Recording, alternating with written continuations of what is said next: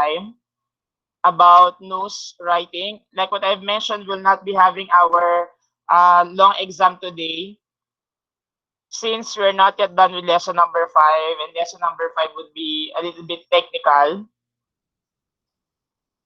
because it's something to do with news writing already. But a simple review, children, when we speak of news, it the word news clearly reflects the word north, east, west, and south, meaning to say anything or any events that really happened in any parts of the world or in any places. So that's news. Also, children, we discussed some of the elements of news, and I hope you were able to remember the keywords for every element because these are very important in determining your news topics today or in sharing the news topics that you will be placing in your newsletter. I guess the editors, yeah, the editors are here. The editors of every, or the lead team leaders or editors in chief of each group are here, and your perhaps your news editors are present, so they could already share your news topics at the end of our discussion today. Also, we discussed something about the types of news, classifications of news based on scope or origin, based on chronology or sequence, based on structure, treatment, content, and some minor forms. Please be reminded, children, that I'm not asking you to think of one news for conflict, one news for timeliness, one news for proximity or whatsoever.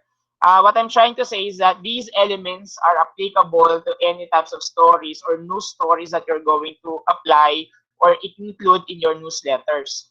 Please be reminded as well that these elements will guide us in determining some interesting topics for our readers. Keep in mind that our readers are the college students.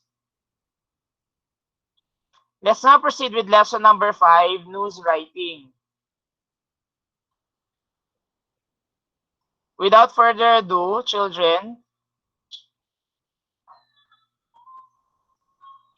without further ado, let's now proceed with news writing because this lesson is quite, not really complicated, but very technical in the sense that you have to be mindful of your grammar.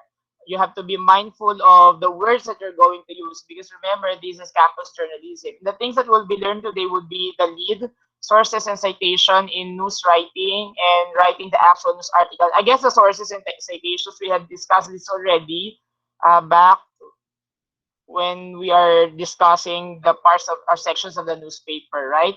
I guess that was lesson number 3. And here are our objectives, children. You will be able to distinguish the lead and the functions of every type of lead that we'll be discussing today. Also, you will be writing some news articles using ICT tools. I guess you're using your laptop or your mobile phone, and those are ICT tools perhaps. And you have to appreciate tact, courtesy, truthfulness, and respect in writing a news article or campus news article. Let's start with the lead. I believe that you had downloaded already was that the handouts that I posted in our GC. Did you download them, Krisha? Yes, sir. Oh, good. Who among you did not download the handouts? Please click raise hand. Click raise hand if you did not download. Yeah, I believe many downloaded it, right? Good. Now, keep in mind, children, that in writing news articles, we have to follow the inverted pyramid structure. Though it doesn't look like a pyramid, for a fact that pyramid is a 3D, was that shape? Though it's quite inverted triangle whatsoever. Let's not make it an issue anymore. Of course, we follow the inverted pyramid structure in which the first part of a news article, which has the most number of important pieces of information, would be the lead. The lead includes the 5 Ws and 1H, and based on your screen, of course, the 5 Ws and 1H are already there. The who, the person or persons involved in the story, the what is being tackled, where, it for a fact, a place, when, could be the date and time, and why and how. Of course, why, the reason, and how, the way on how it had been implemented. Now, in the body part, children, after the lead would be some pieces of information that would explain the 5 Ws and 1 H. This is already the explanation. Is that clear? And today, children will be learning how to construct or how to write news articles using lead. And of course, the tail would be the last part of it already. Now, here are the major classifications of lead. There are three important major classifications, namely summary, grammatical beginning, and novelty lead. By the way, children, I believe some of you might ask what reference materials would we use in our campus journalism. I have here a book titled Campus Journalism Within Your Reach. The author will be Ferdinand Bulusan. Yeah, I guess I bought this in Lazada. Am I right? Lazada or Shopee. But anyway, aside from this, I also use the book authored by Ceciliano Cruz. And of course, the book, Campus Journalism book of Ceciliano Cruz, I believe is the most popular campus journalism book in the Philippines, because until now it is still being used by campus publication advisors whenever they are training their students, and of course in college, right? I hope you have a copy of these books or any reference materials with regard to campus journalism. You may use them. Is that your children? Now let's start by analyzing the summary lead: the what, the who, the where, the when, the why, the how lead. Let me share that.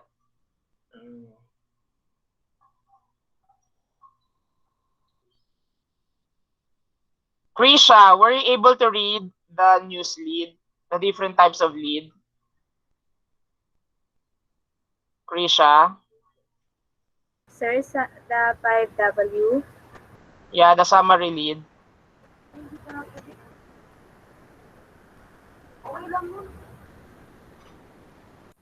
Here.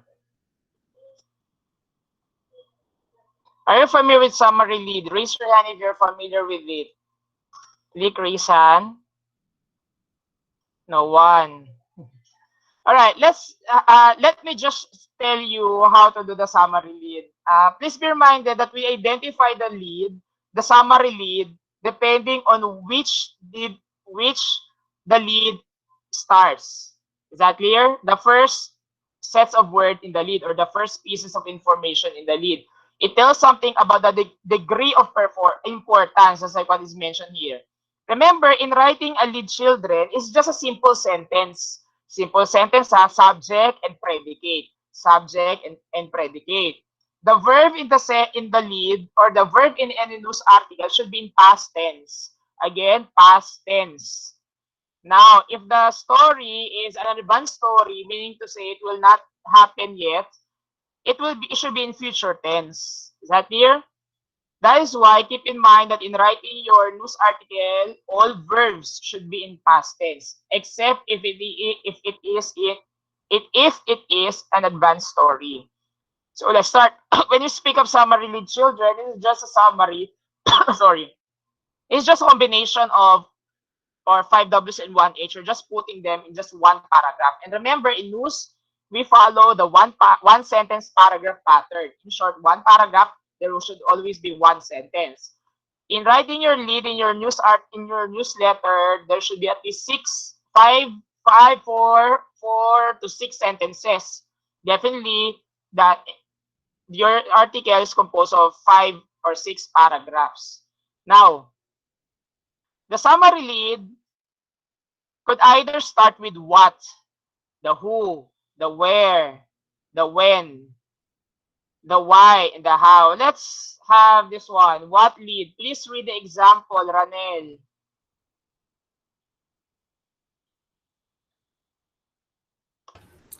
Example: the new grading system in Batanes State College will be imposed next semester after the Board of Trustees approved the resolution at the Commission on Higher Education Central Office yesterday. Ranel, let me ask you, what is the news all about, or what is the lead all about?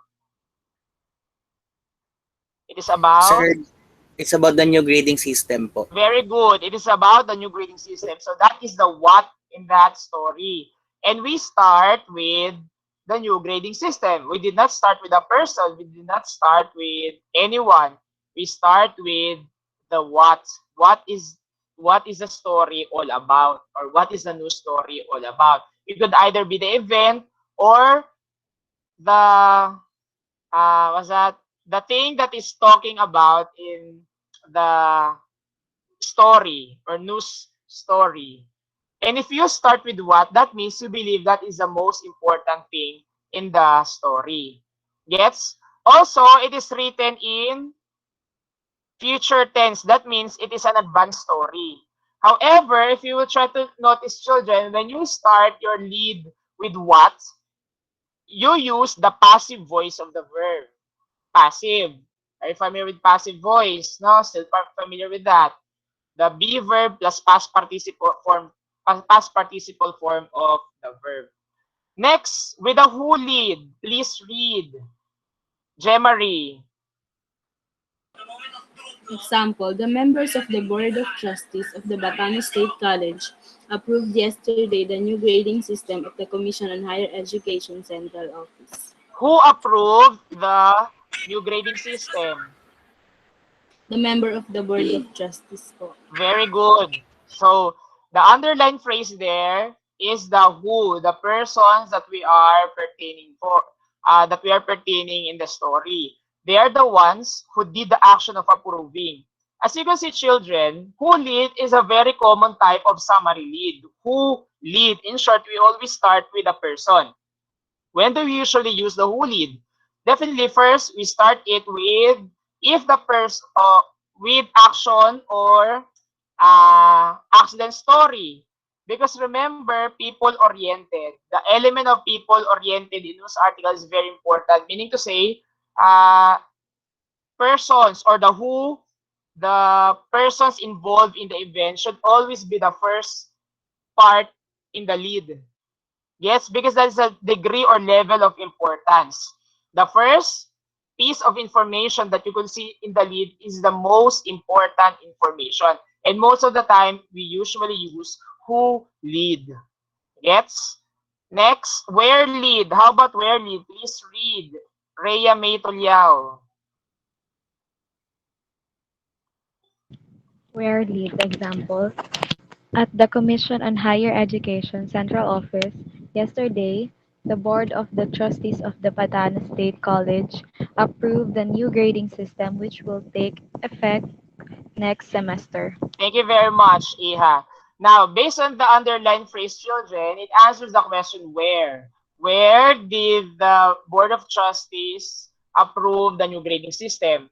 Of course, we start with at the Commission on Higher Education Central Office. That means we believe that this place is really the most important piece of information in this event. However, please be reminded, children, that this is not common. Meaning to say, it is not all the time that we start with the place.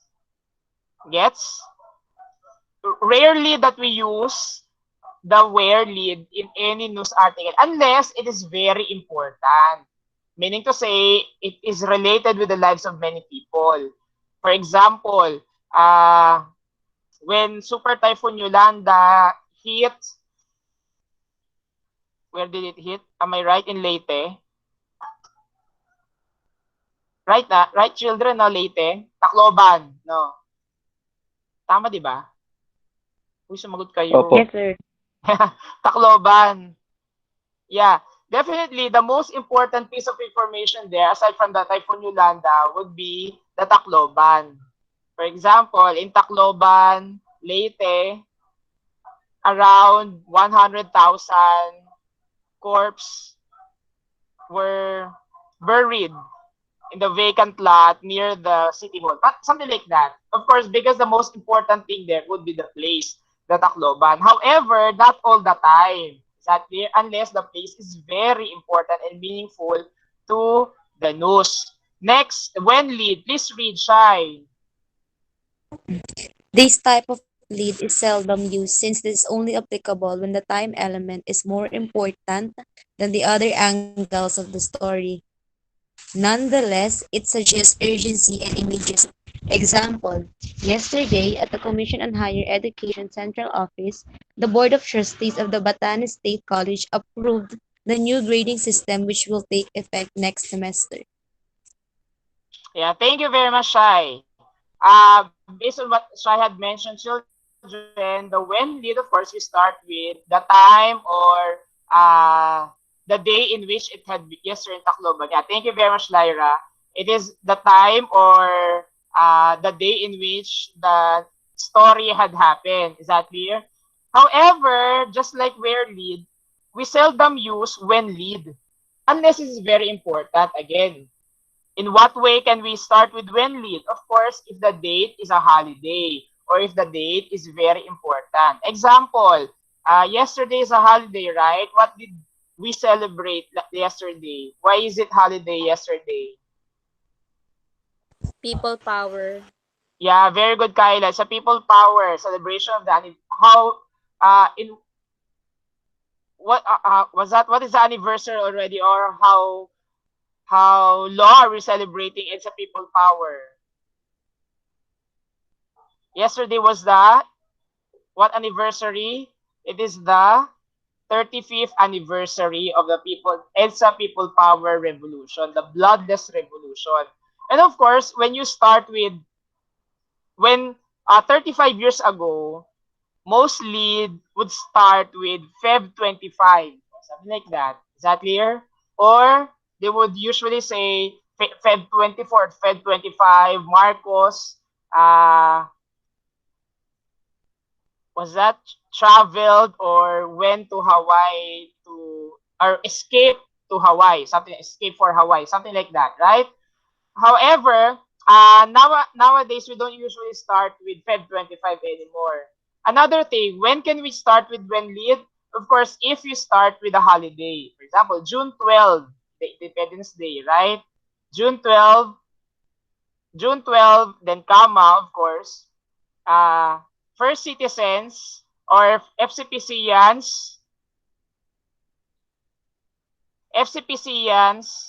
once again celebrated the, for example, 150th anniversary of our Independence Day, something like that, right? So that could be when lead. Next type would be, what did I click? What's this? Quoted, no. Here, why lead? Please read Jeriel Abellanosa. To cope with the standard ASEAN integration, the Board of Trustees of the Batanes State College approved yesterday the grading system which will take effect next semester.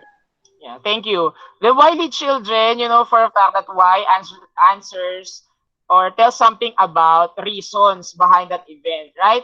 And most of the time, if the event is very important, we usually use with the reason or with the why. And how do we write it? Later I will tell you because there are different forms of why lead. In your example, it starts with to cope with the standards. It is an infinitive phrase. Is that clear? Uh, when can we usually use YLead? For example, FCPC conducted a webinar. Yes? Of course, you would not say First City Provincial College conducted its monthly webinar on mental health. The thing would be, so what if they conducted? So maybe perhaps it would be better if we will start with the significance of the event, why it was held. For example, uh, to further inform the first citizens about the about the coping mechanisms in mental health problems or something like that, comma, First City Providential College conducted a webinar on mental health, something like that, children. Is that clear? And last one would be the how lead. Please read the example of how lead, Micaela. Through a 7-to-5 vote, the members of the Board of Trustees of the Batanes State College approved the new grading system of the Commission on Higher Education's central office yesterday. Yeah, thank you very much, Michaela. In this example, children, we start with the how. In short, how did the members vote, something like that, or how did they approve it through a 7-5 vote. Uh, as long as the how thing is important, you may start it with how. And what are the other ways on how we could start? The how lead could be start. You could start with the word through a or the word by, the preposition by. For example, by implementing the new grading system, 75 learners were able to cope with the, there's an insect. Anyway, cope with the mental health problems or something like that, children. Could also be the by phrase or through phrase, something like that. Now, having said these things, children, keep in mind that the common, please take note ha, the common summary lead that we usually use in any newsletter would be the why lead, the how lead sometimes, but most of the time we use the who lead. We always start with people-oriented. Why? Because children, in the who lead, we always start with the person. And the sentence or the lead is in active voice. Remember, children, the most important thing in the lead is active voice. It should be an active voice form of the verb. I guess you don't have to further discuss on active voice, ha? Sir, could we also use passive voice, just like what you had shared as a while ago, the example in what lead? Yes, to promote variety in your lead. But the thing is, it should not dominate the whole news article. Meaning to say, you are about to come up with at least 5 news topics, 5 news articles. At least there is one article in which you use passive voice. At least there is one article for who lead, one article for how lead, or one article for why lead. Yes, children, there should be a variety of lead in your newspaper. Let's proceed with the grammatical beginning lead. In the grammatical beginning lead, this is what I'm telling you, children, about the why lead. How do we usually write why lead? We could start with a prepositional phrase. Children, I would no longer be discussing more of the prepositional phrase, infinitive phrase, participial phrase, because I know that you had mastered these things already before. No. So, John Eric, please read the example of prepositional phrase lead. With the power of resolution number 37, approved by by the members of the Board of Trustees of the Batangas State College yesterday, the new grading system of the college will take effect next semester.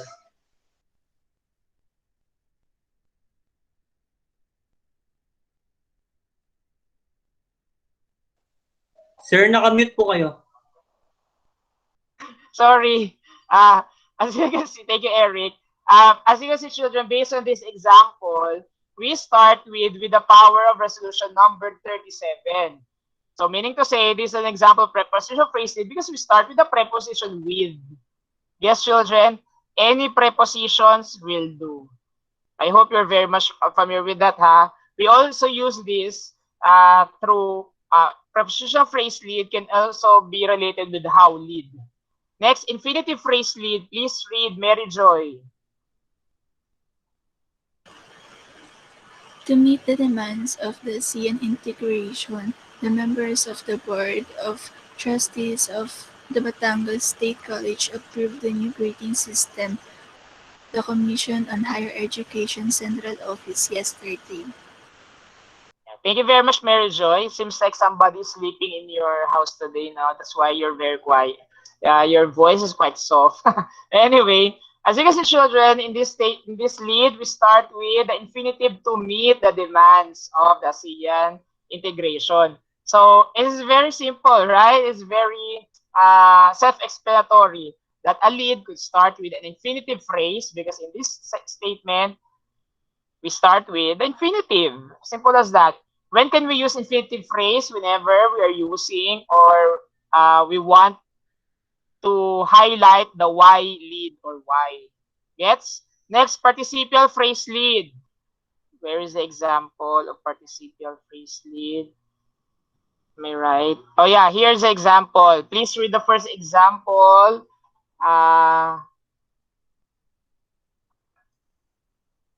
Lyra. Lyra.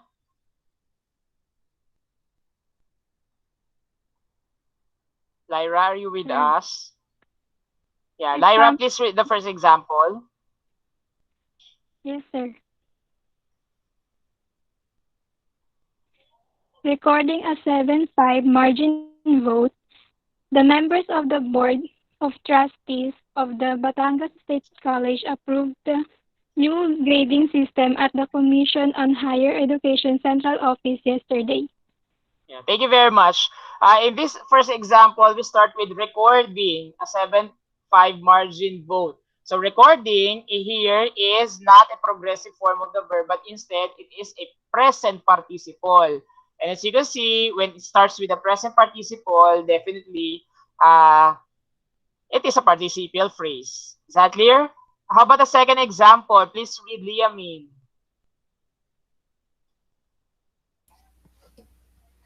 Armed with the desire to synchronize the standard of the ASEAN integration, the members of the Board of Trustees of the Batangas State College approved the new grading system at the Commission on Higher Education Central Office yesterday. Yeah, thank you, Liamin. Based on this lead, it starts with a past participle, which is armed. Armed with a desire. So armed with a desire is an example of past participial phrase. As you can see, children, when do you usually use the participial phrase lead?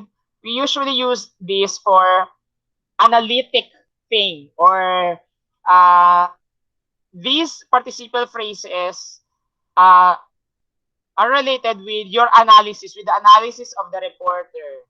Analysis as to how it was conducted, for example, the program, or a simple description of the subject or the who info in the lead or in the story. That it also intensifies or gives or highlights the intensity of or the action of the person involved in the news story.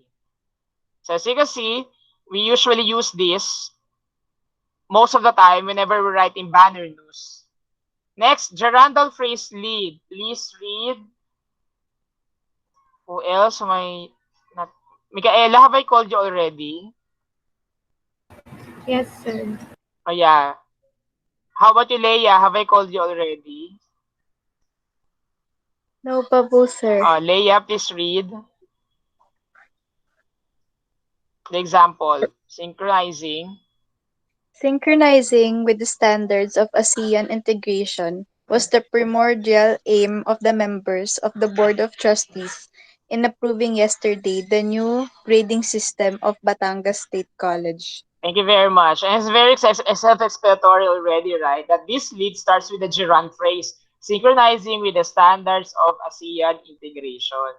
No, we will start, or gerundal phrase lead is commonly used whenever the action of the particular event is very important, just like that, right?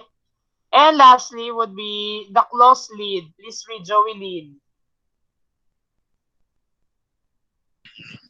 Because there is a need to synchronize with the standards of ASEAN integration, the members of the Board of Trustees of the Batangas State College approved the new grading system at the Commission on Higher Education Central Office yesterday.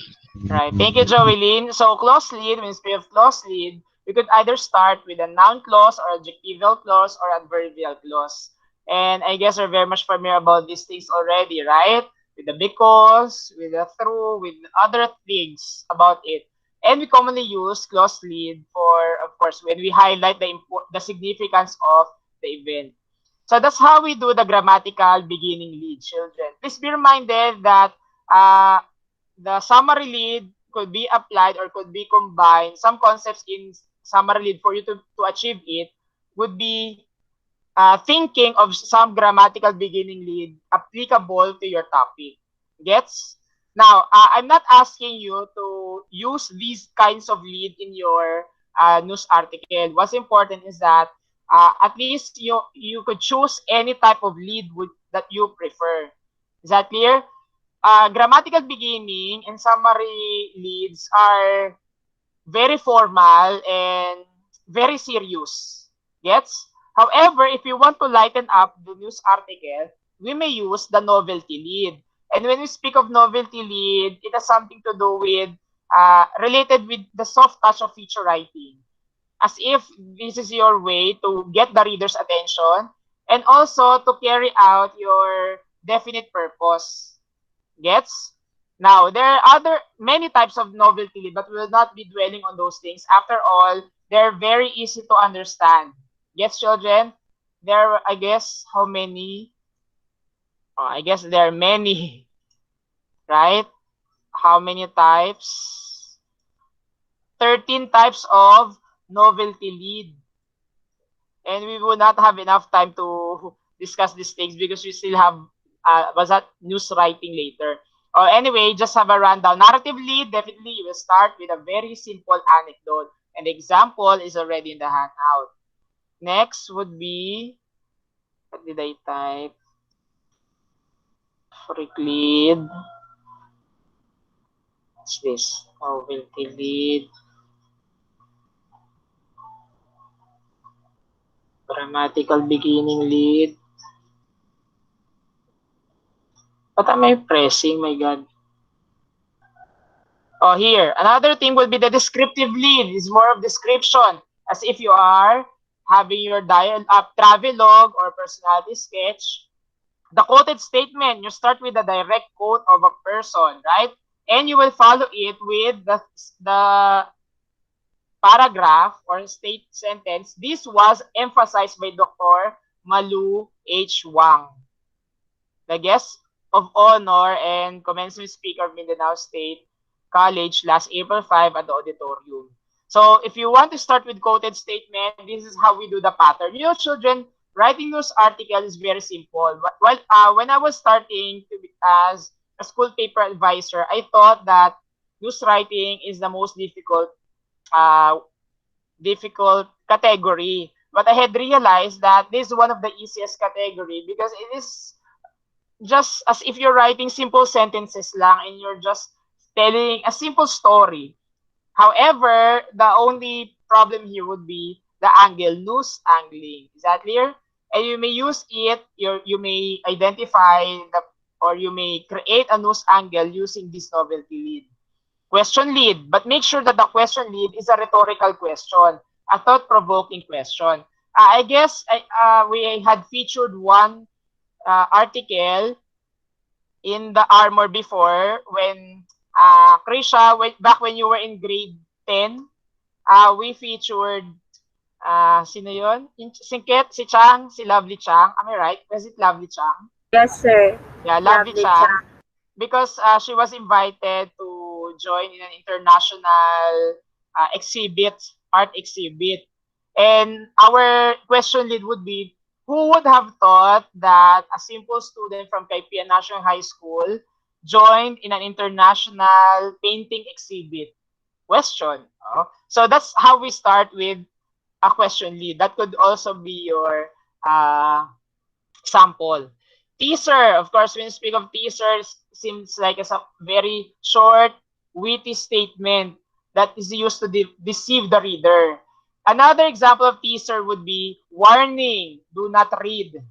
There's a very common example back when I was in high school. There's a thing that our school paper advisor would always mention. Warning, do not read. And the next paragraph, now you had read it. Now you're currently reading it. Something like that, right? Of course, people nowadays will say, whenever you say, do not do that, still, some people will do that, right?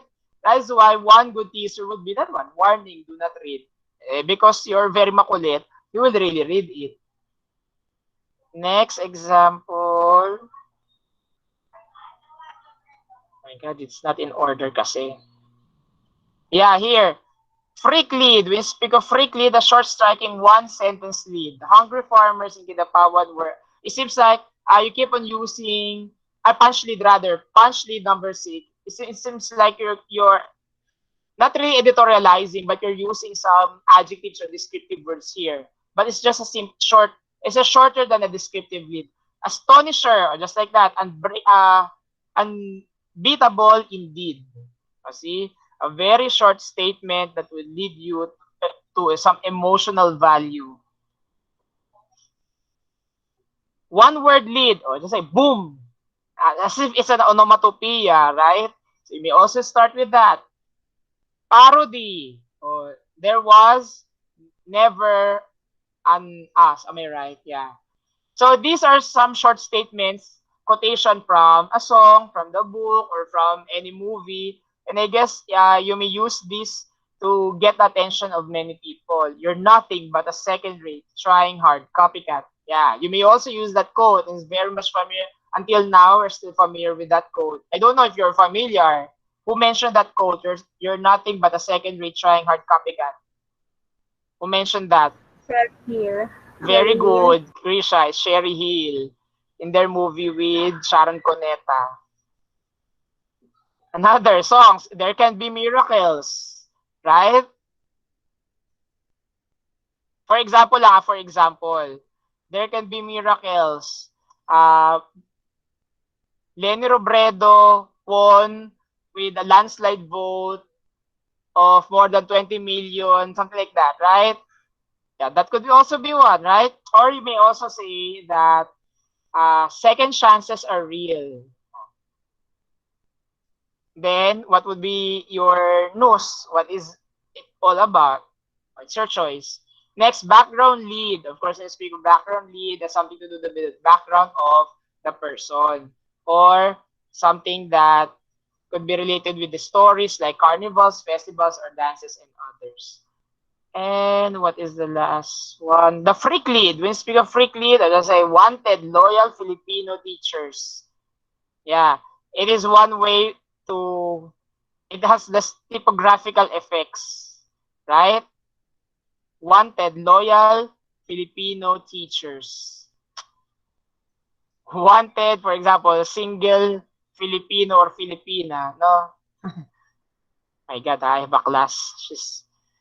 Next, contrast lead. Of course, you know this for a fact. Contrast lead, opposite, then extremes, right?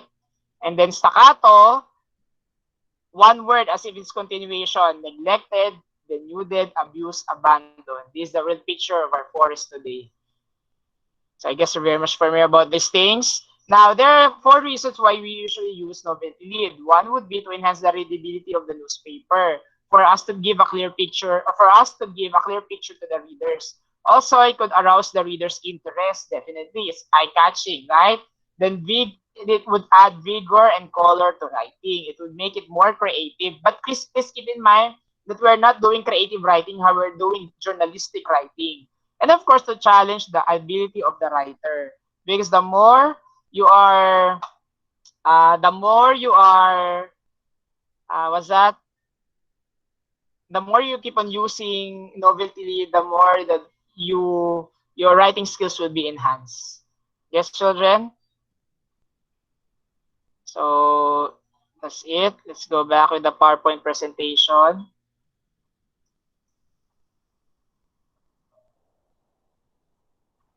Here. Now let's proceed with actual. Any questions, children, by the way, with regard to the major classifications of lead? Any questions? Raise hand if you don't have any questions. Raise hand if you don't have any more questions. Okay, if you still have any questions, feel free to tell that. Please keep in mind, children, that I'm presenting these types of leads for you to be able to have a variety of lead in your newsletter or news page. Let's proceed with the writing the actual news article. This is quite complicated, the children, so please bear with me. Yes? So let's start. There are 3 important types of news that I will just tell you, or that I will just teach you, because these things are very important, or these types of news could be applicable to your newsletter. And these are the following: summary or straight news, speech story, and survey news. Now, maybe you're thinking about the summary or straight news.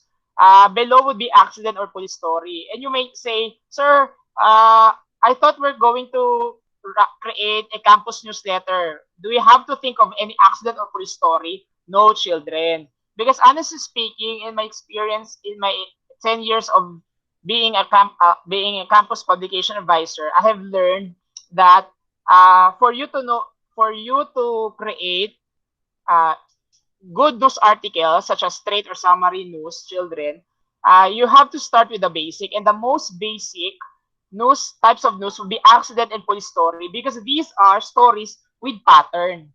Yes, no? Actually, all news articles have patterns.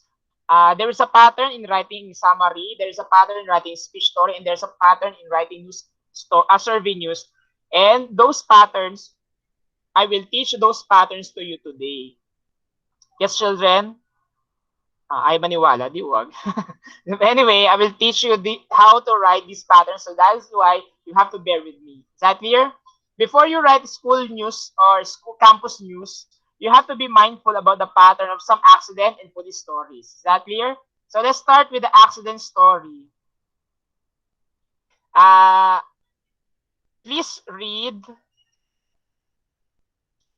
Leia Angeli.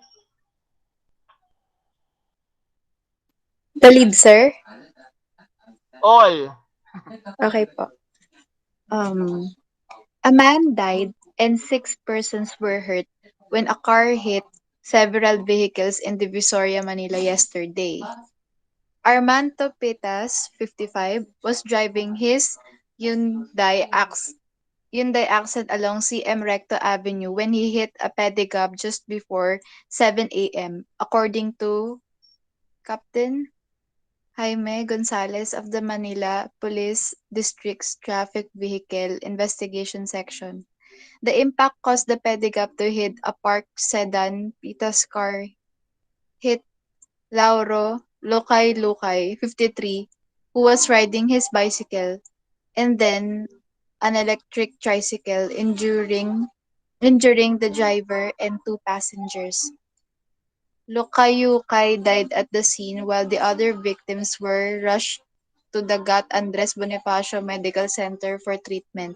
Gonzalez said Pitas was arrested and charged with reckless imprudence resulting to homicide, multiple physical injuries, and multiple damages to property.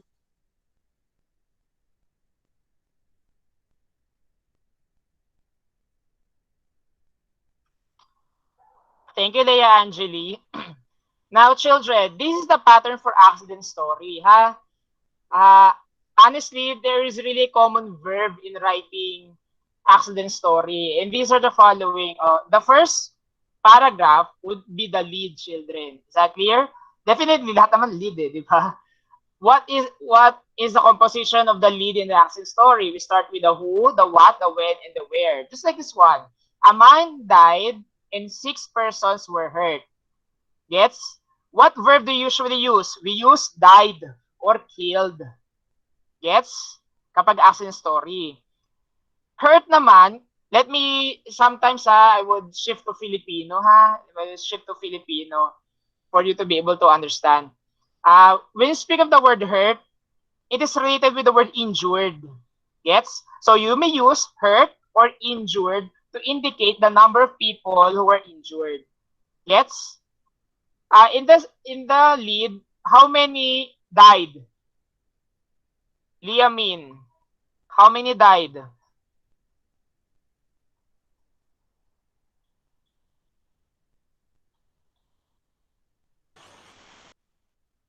O Kayla, how many died in the accident?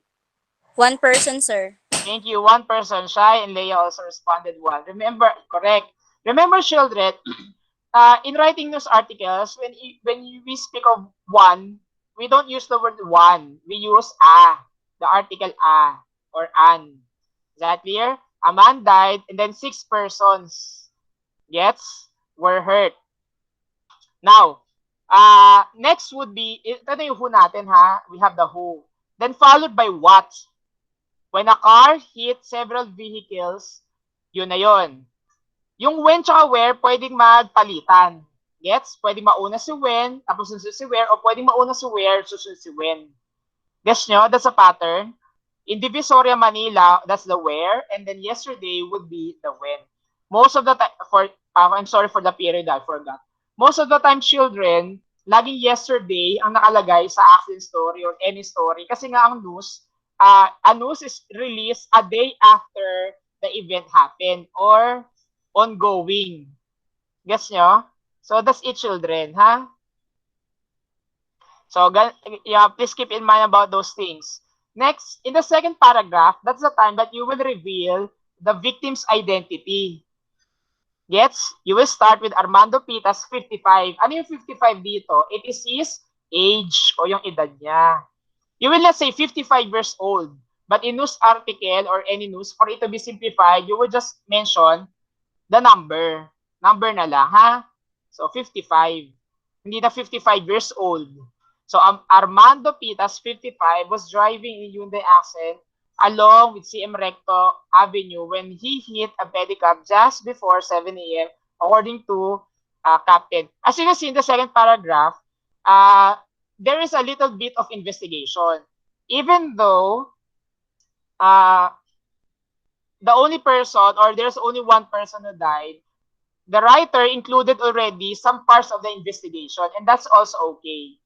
That's why in the third paragraph, there's also another part in which you would mention the other parts of the investigation. And in the fourth paragraph, the other details. What are those other details? You may write or you may include the names of the injured person, or you may also include the hospital in which they were rushed. Is that clear? So these are the things that you have to keep in mind in accident story. Again, you start with the lead. Ano yung pattern? Mag-start sa who. Ano yung start ng who? Magsisimula ka sa namatay, tapos sa mga na-injured. You will not start with the injured, ha? Then dead. No, you will start with the ones who died, followed by the ones who were hurt or injured. And you will use the passive were hurt or were killed. Gets? Yun. Children, hindi word died, ha? Walang expression word died. Ha? Keep in mind, were killed pwede, pero word died, hindi, because the action of dying is transitive. Then followed by the victim's identity. Now, what are the other ways on how we could start or how could we introduce the identity of the victims? You may say that the victims were identified as, o yun yung mga phrase na pwede yung gamitin, ha? Or, ito, ano pa ba ibang phrase? The other phrase, so the fatalities were identified as, ganon. Fatalities ang gagamitin nating term. The fatalities were identified as, tapos yung name, comma, yung age, tapos other names kung meron pa. Yes, children? Then followed by the investigation. Dapat one paragraph lang yan. At you may also, one sentence rather, and you may also say, according to, ganon. Kunyari, according to Captain Gonzales o Jaime Gonzales of Manila Police District, comma, tapos yung investigation na nila. That could also be the why or the how. And of course, other details. Sa hospital siya sinugod, ano sa siya punta. Gets? Sige nga, let's try this. There's the who. We have the who, the what, the when, the where, the why. Tanong ko sa inyo, sa first paragraph ba o sa lead, nilalagay ng bagay yung pangalan tao? Hindi pa, di ba? Nakalagay na dyan. Bakit? Ang tawag doon ay blind lead. Is that clear? Blind lead. Pag blind lead, you're not revealing the identity of the who. Gets? O, sige nga, sample. O, ito.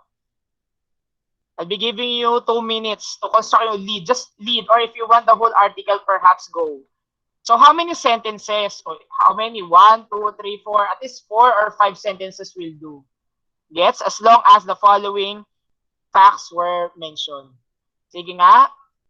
Would like to try. Anyway, if you want to write just the lead, sige, yung lead lang muna. I-post nyo sa chat pin, ha. Please post your sample lead in the chat pin. Sige, 2 or 3 minutes. Go. Lead lang, ha. Ang lead ay 1 sentence lang.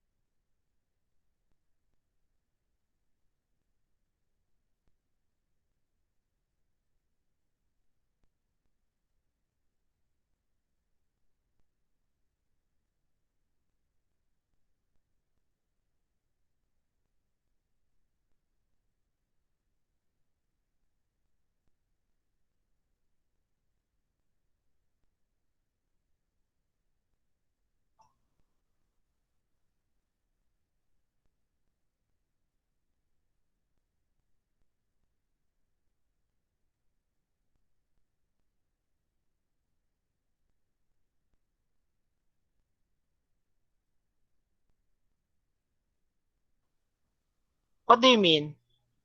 Lead. Sir, anong lead po? What do you mean, Shai? What lead are you going to use? Lahat na po ba, sir? Ayusin na po. If I said lead muna ang sulat niyo.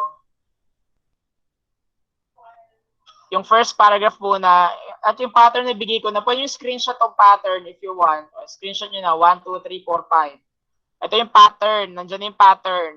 Kasi nga, kapag asin story, pare-present ng verbs na ginagamit. Hurt, were killed, or died, were injured. Ganun lang naman yun.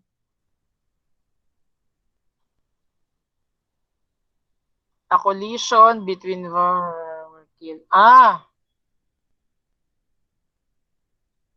Remember, Jeriel, in accident story, we use, like what I've said, we usually use or we start with the who. People-oriented tayo pag accident story. Start with the who. Who. Huli tayo kapag accident story.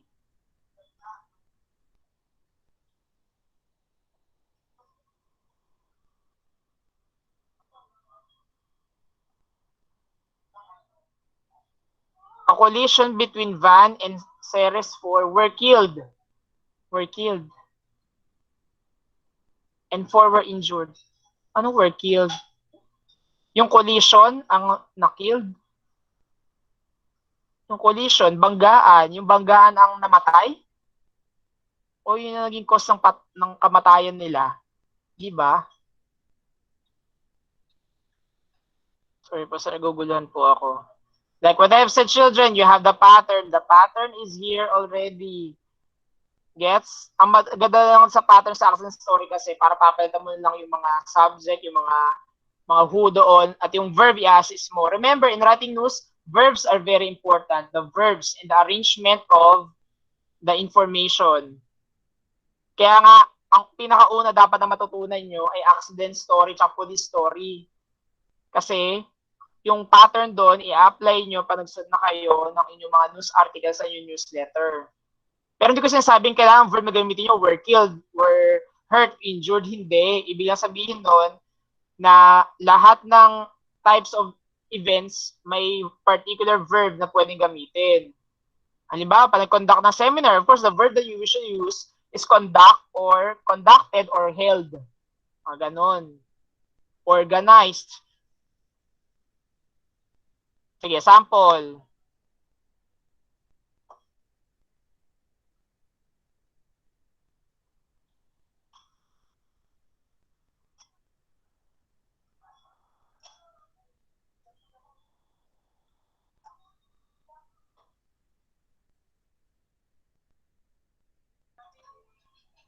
Wala lang ano.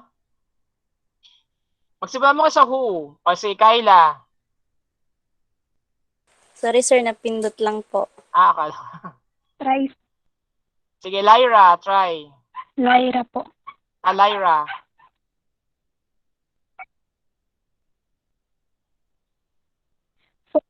Okay po. 4 persons died and 4 persons were injured in a collision between a van for hire and a Cirrus bus yesterday dawn along the National Highway in City Ipil-Ipil, Barangay Estaca, Compostela Town, Cebu. Alright. Lyra, okay yung ano mo, yung lead mo, pero always remember, children ha, avoid repetition of words. Ano yung salitang inulit mo, Lyra, sa lead mo? Persons, di ba? So kung ganon, Iha, dapat iiwasan yung pag-uulit ng salita. Again ha, sa lead kasi natin, kapag nagamit mo ng isang salita, hindi mo na siya pwedeng ulitin ulit. Gets? Kaya dapat marami yung alam na synonyms nun. Sa Micaela, Filipino mother and his son shot dead by policeman in Pampanga. O yan, Iha. Ganito. Hindi, kapag ang event naganap na dito sa Pilipinas, hindi mo sasabihin Filipino mother unless the event happened abroad. Gets mo, Micaela? So, since Pilipino naman, sa Pilipinas naman, at pang Pilipino naman sila, hindi mo sila kailangan sabihan na Filipino mother. Gets? Kasi mga Pilipino naman tayo, nang ganap na sa Pilipinas. So, no. Tsaka isa pa, like what I've said arrangement. May 4 person na namatay, tapos may 4 persons na injured. Di ba? O, ito. Shy, 4 died and 4 were injured in a collision between a van and hiring service bus along the highway in Sitio EPP sa Compostela Valley yesterday doon. So, kay Aliangeli, 8 people were involved in a collision between a van and service. Yan. So, try natin i-analyze itong dalawang to. Yung gawa ni Shai at gawa ni Leia. Yung kay Shai, she mentioned about yung pattern, people-oriented, nagsimula sa mga biktima, nagsimula sa namatay, sunod yung mga injured, tama. Ano yung event? Sa collision between van for hire tsaka yung bus. Where? Along in Sitio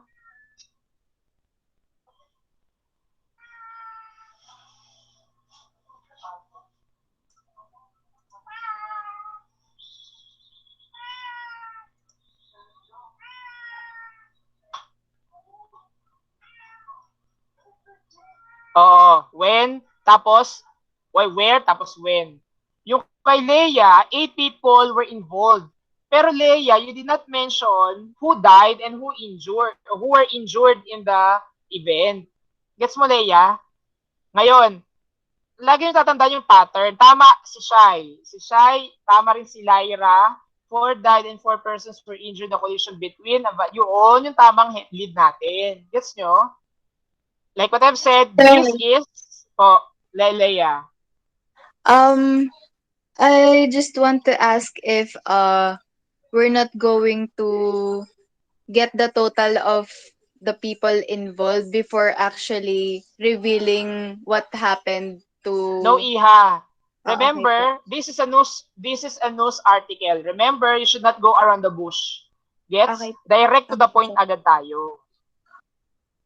Gets? Because if you would say 8 people were involved in a collision, the reader might say, ano nangyari sa kanila? Buhay ba sila patay? Tapos saka masasabihin buhay yung patay? Hindi. Remember, yung inverted pyramid, magsimula ka agad dun sa highlight o sa nangyari mismo. Wala nang paligoy-ligoy. Gets, Leia? Yun sa accident story. O, tama si Lyra, ganyan. Yun ang tamang lead yung gawa ni Lyra at gawa ni Shai. Ano naman susunod na paragraph? What is the next paragraph? Shai, maybe you could already say it to us. The victim's identity, sir. Yeah, how would you say that? You may say the victims are, ganun lang, explain. The victims are Hill Dirul Precadios, 38, semicolon, Mark Abraham Villana, 36. Ganun lang. Gets? Or you may say the fatalities were identified as, yung mga, ang i-explain nyo muna, yung mga patay muna. Yun yung mga ipapakilala nyo. Maliwanag? Yung mga ipapakilala nyo muna, yung mga patay. Tapos yung susunod na, na paragraph, dun yung ipapakilala yung mga injured. Gets nyo? Due to collision between, yan, sige, tama rin yung kay Kyla. Yung next paragraph, you will already introduce the victims. Siyempre, introduce mo yung mga patay. Hindi mo sabihin the victims who were killed. No. Kailangan ma-direct the point. The victims were, or you may say, the fatalities were identified as, yung name, tapos yung edad. Tapos sa paragraph, you may say, while the injured, or kasama rin sa paragraph na yon, while the injured were identified as, ganyan. You will not say the word deceased. Iha. No, not the deceased. Or you may also say deceased as well. The deceased word, no, not actually. We don't usually use the term deceased. Gets? Ganon. Tapos, susunod na paragraph, yung investigation na. According to the initial investigation, wala namang pangalan ng police na binanggit, di ba? Kung walang pangalan ng police na binanggit, hindi nyo ilalagay yun. Pero, kung may pangalan ng police, lagay nyo. Pero kung walang pangalan ng police, ang lalagay nyo lang, according to initial investigation, the van was heading to Cebu City and Dambayan when it collided. Yun lang. Tapos, sinabi ba dyan kung saan dinala, sa hospital dinala? Wala. Pero pwede nyo i-add yun. Based on the initial investigation, correct siya. There are other ways on how you say it. According to or based on. Gets? Or the initial investigation revealed that, ganun lang. Or revealed that the van was heading to Cebu, ganun lang. So, in short, in writing action story, may pattern tayong sinusunod. May mga words din tayong ginagamit na common na words. Hindi mo kailangan mag-invento ng words or hindi mo kailangan maghanap kung sa dictionary. Gets? Ganun lang yun. Now, police story is just the same as accident story. The only difference is that in police story, the involved were police officers, syempre. May barilan, may nagnakaw, hinabol yung magnanakaw, pinatay, mga ganun ba? May drug bypass operation, ganun sa police story. Same pattern lang sila. And how do we do that? Of course, the lead, we start with the who. Two motorcycle riders said to be guns for hire were killed in an alleged shootout with police officers in Binyang City, Laguna yesterday. Sa police story, ganun pa rin, magsimula ka sa mga namatay dun sa shootout. Gets? Syempre, sino bang madalas na namamatay? Ito yung mga suspect. Sir, paano pag nakasama yung mga police? Pwede magsama ng ganun. Kunyari, two alleged guns for hire riders were killed, or guns for hire riders and police officers were killed in a shootout in Manila yesterday. Ganun lang. Kung may kasama police, pero kung wala, yung mga suspect lang ilalagay nyo. Ganun. Tapos what, when, where. Madalas ang ginagamit niya, shootout, raid, bypass operation. Yun yung mga what niya. Next, yung police naman, yung second paragraph, yung identity ng mga victims o yung mga namatay. Police said, they yan ha, hindi da. They still unidentified, or the still unidentified, the pala yan. Said the still unidentified men fired at highway patrol group personnel at the checkpoint. So, since the suspects are not yet identified, you may use this phrase. However, if they were identified already, you have to write the suspects were identified as, ganon. Gets? Yung name, tapos yung edad, ganon din. Tapos third paragraph, other details. Ganon na kasimple ang police story. Parehas na siya sa accident. The only difference is that the words that we're going to use. Kasi in police story, we have the raid, shootout, bypass operation. Pero sa accident, clash, collision, mishap. Ganun mga bata. Gets? Let's have this one. Police story. Ito yung nangyari nung kumakailan sa shopping mall sa Quezon City. Sige nga, tingnan natin. Just the lead. Who, 4 people, what? They were killed in a shootout between anti-drug operatives of Philippine National Police, ganyan. The shootout is controversial. When? Thursday, shopping mall.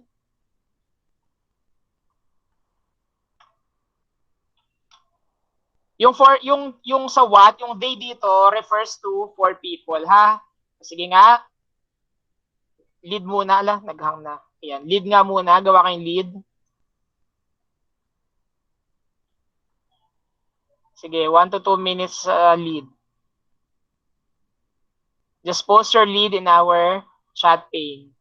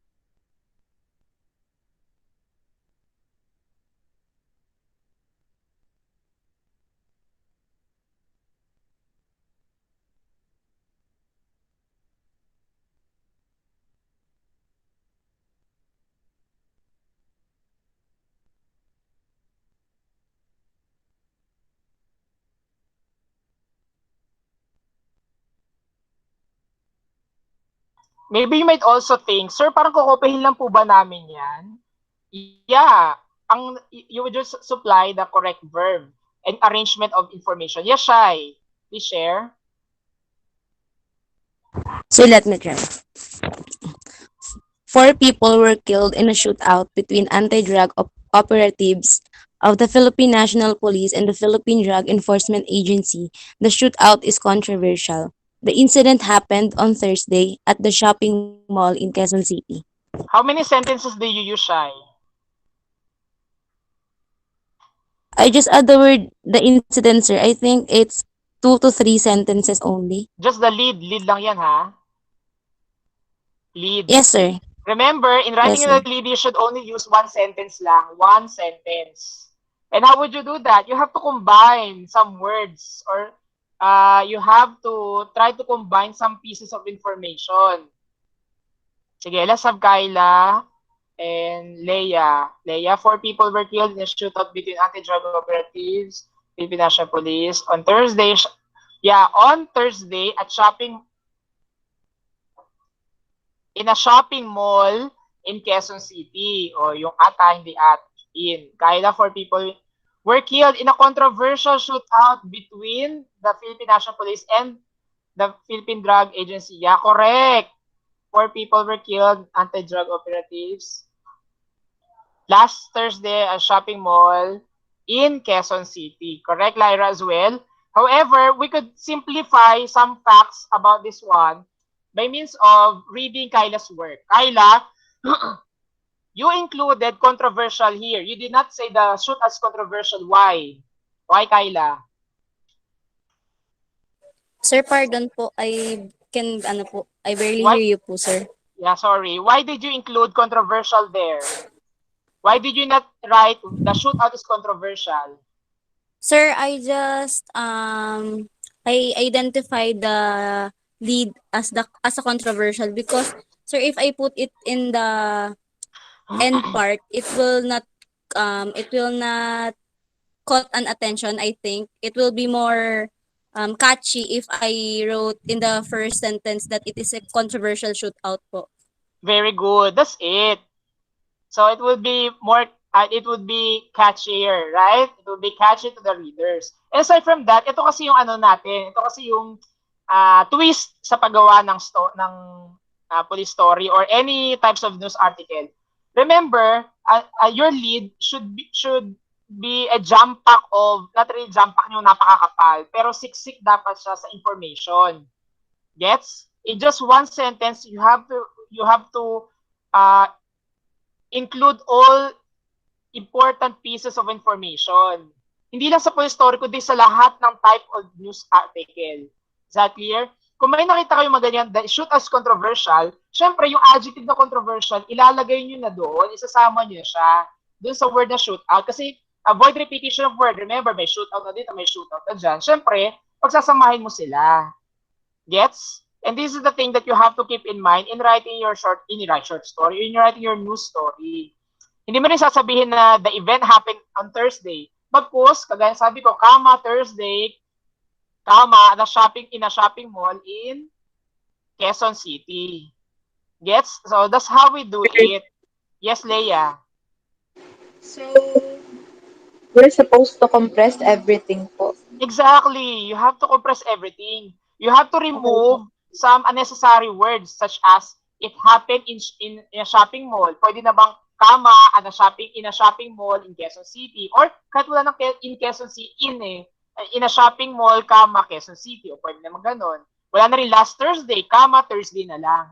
So remember, ang ano kasi dito, whenever we're writing a news article, we have to make sure that we will only use at least 25 to 28 words lang in English. Ngayon, kapag yung mga exemption dito, yung Philippine National Police, yung mga proper nouns, consider siya as one word lang. Yes? Yung mga proper nouns, yung mga pangalan ng tao, consider as one word lang siya. Kahit 10 yung pangalan niya, consider as one word lang siya. Gets? So when you count Kyla's work, how many words did you use, Kyla? 1, 2, 3, 4, 5, 6, 7, 8, 9, 10, 11, 12, 13, 14, 15, 16, 17, 18, 19, 20, 21 words. So sa 21 words, she was able to compress some important information. So ganun na tayo magsulat ng news, ha? O other details, next would be the identity of, hindi, wala pa yung identity ng mga biktima. The next detail or the next paragraph would be all about the investigation na.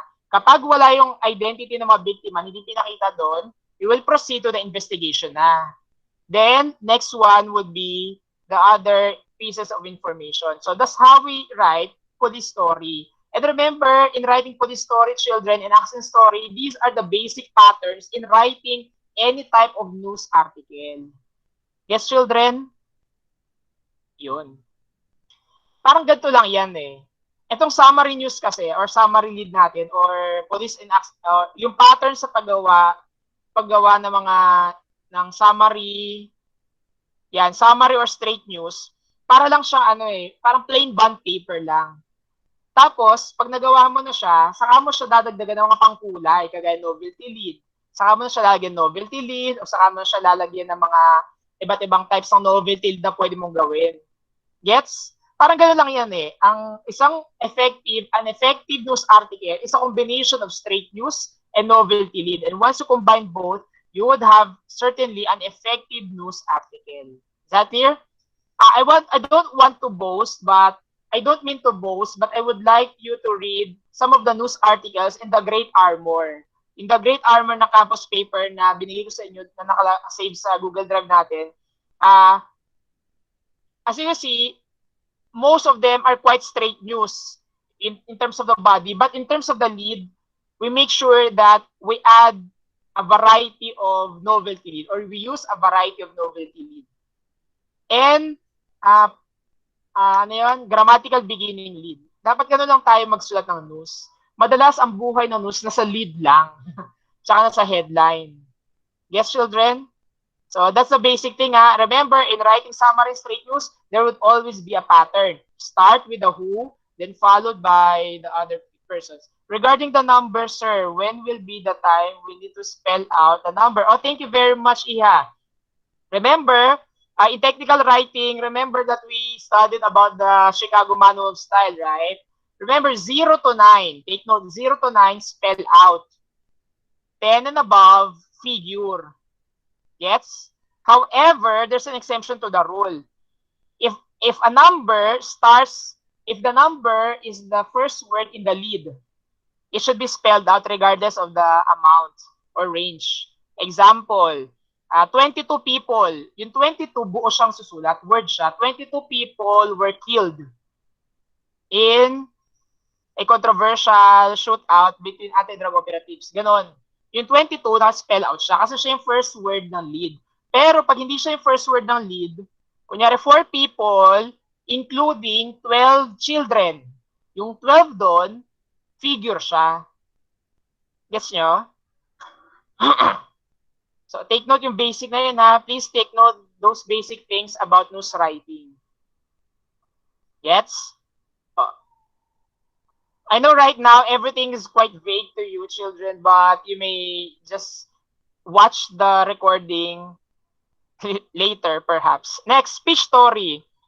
Remember, in a speech story, this is very common with seminars. Or if you have any guest speaker. Or if there would be announcements. Gets?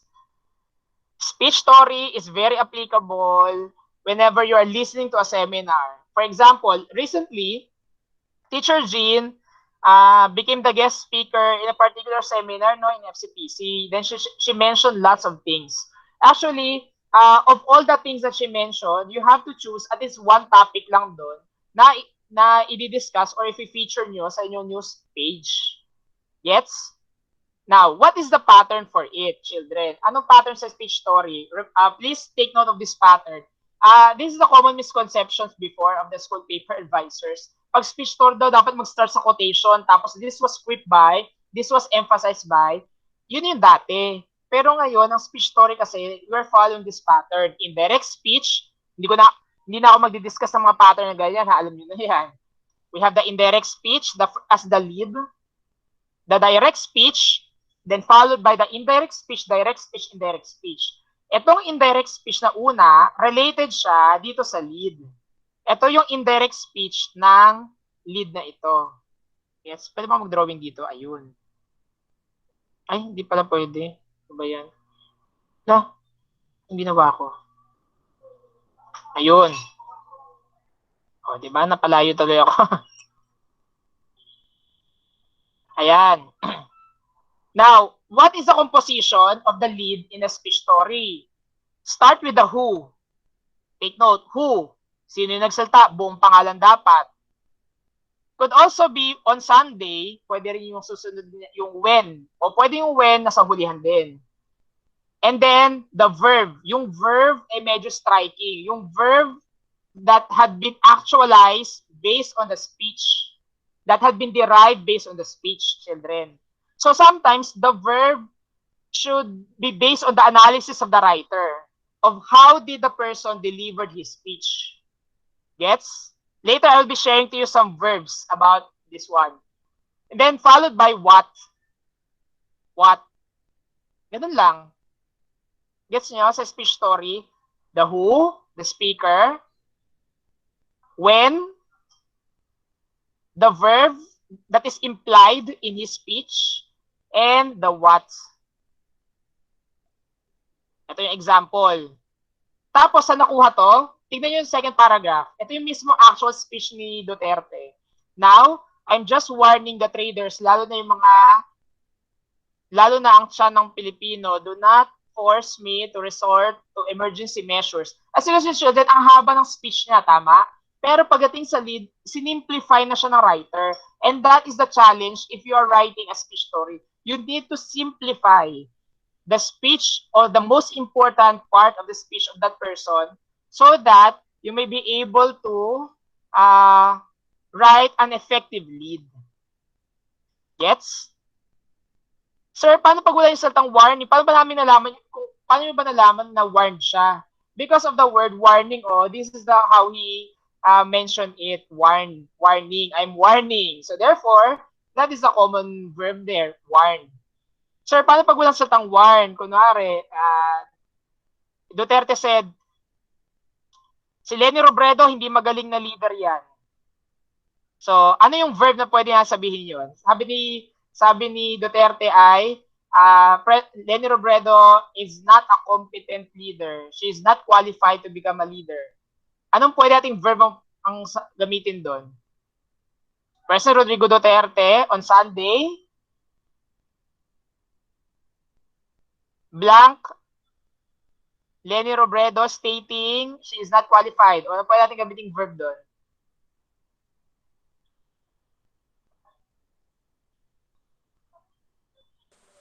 O Kayla?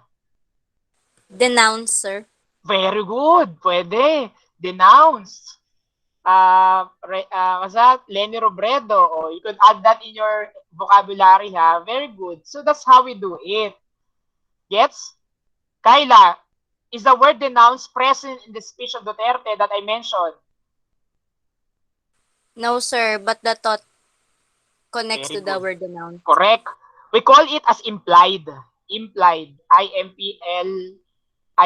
Implied. Gets? Yun. Then, followed by his direct speech. Yung direct speech na to, related dito sa speech na to. Ay, sa indirect statement. Susunod naman, may indirect statement ka, indirect speech. Ito naman, related din ito. Ngayon, itong third paragraph, dito na pumapasok yung other W's. Nandito na yung in his third sona, the president, or nandito na rin yung when, tsaka where niya sinabi, or yung when did he, or where did he mention this one. So in short, sa lead natin, hindi kailangan lahat ng when, ng 5 W's ay nandyan. Pwede ngang who, tsaka what lang ang nandyan kapag speech story. O pwede rin who, when, tsaka what. Yes nyo? Ganun lang kasimple dyan. Tapos, ito na yung mga indirect speech. Ganun lang tayo. In short, kapag speech story, may topic na sinabi yung speaker, tapos, pipiliin mo lang doon yung mga speech na related, the statements that are related to the topic. For example, Teacher Jean mentioned about the how to cope with the challenges, for example, the new normal education. So, and then, After 30 minutes of her speech, she mentioned, she promoted FCPC. FCPC's quality education. So yung topic na yun ay magkaiba. Yung speech na yun magkaiba. So hindi mo kakukuha ng isang speech dito sa sinabi sa simula, speech sa huli. Hindi nyo pagdudugtong yun. Kundi yung mga topic lang na related sa mental health yung sasabihin nyo. Yung mga topic lang na related sa promotion FCPC ang sasabihin nyo. Yes nyo mga bata, yun yung gagawin yung direct and indirect speech. And the danger would be, sir, we don't know how to write indirect speech. O yun yung problem natin. But as English majors, you have to master how to write direct and indirect speech. Example, ito kay Sara Duterte. Speech niya, we are finally waiting for the arrival of the vaccines. Vaccines that will hopefully signal the beginning of an end to the scourge that is COVID-19 and lead us to a road of social economic recovery. We look forward at the rollout of the vaccines, the inoculation of the babuenos, and the eventual achievement of herd immunity. For a while, we do not know when this pandemic will end. We are at least certain that soon we may finally glimpse the light at the end of this tunnel or at the end of the tunnel. So, ito yung speech niya. So, paano tayo magsisimula ng lead dyan? Sige nga. Sige, pero bago kayo magsimula ng lead, sige, bibigyan ko yung mga sample verbs. You may take a screenshot, children. These are some sample common verbs. Kyla mentioned about the denounced. You may also include the word denounced. Children, these are some sample or common verbs for speech story. Urged, hits, criticize, oppose, express concerns, justified, believed, warned, praised, lauded, supported, explained, thoughts, established, threatened, and favor. Pero big no-no yung said. Is that clear? Because the word said is not as striking as it is. Yes, children? So, wag na wag nyo gagamitin yung word na said sa speech story sa lead. Pwede yung gamitin yung said sa mga mababang paragraph, in the other paragraphs, but never in the lead. Did you take a screenshot? Okay, good. So, let's start now creating a lead speech story for Sara Duterte's speech. Ganyan lang kasimple mga bata. So, 2 minutes. Remember, a simple sentence lang. Ang composition ng lead ng speech story ay who, what, pwedeng when, tsaka where. Wala nakalagay na when at where dyan. Meron. Pero yung when at where dito, pwede mo ilagay sa mga succeeding paragraphs na. Sige, lead tayo. 2 minutes again.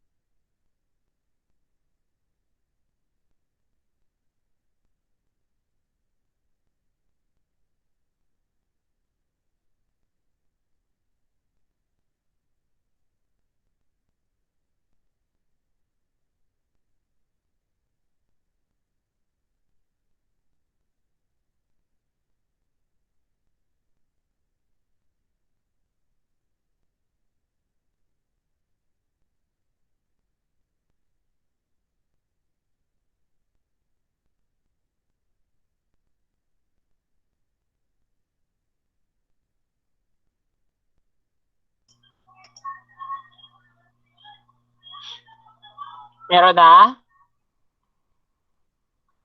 Of course, it will say Mayor, Davao City Mayor Sara Duterte.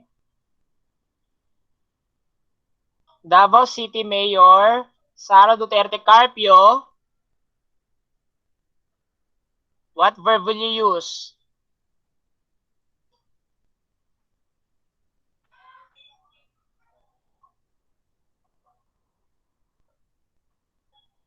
Explained? What did she explain, Shai? Davao City Mayor Sara Duterte Carpio explained that they are finally waiting for the arrival of the vaccines that will end the COVID-19 and lead us the road of social economic recovery. Did she totally explain something?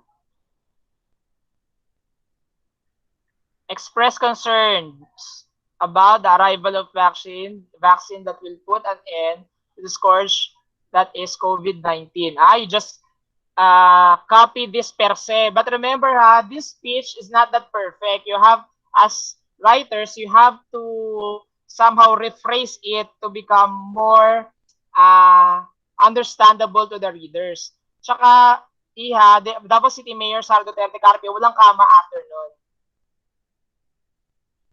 Ano pa? Aside from explained, expressed concern.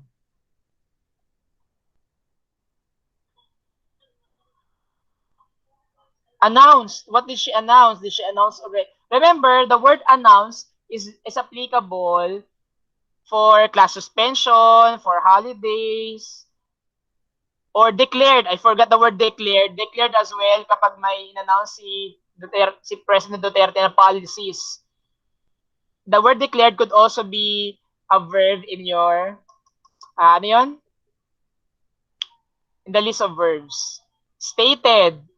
What did she state? How about the others? Actually, the verb can be found in her speech. Informed.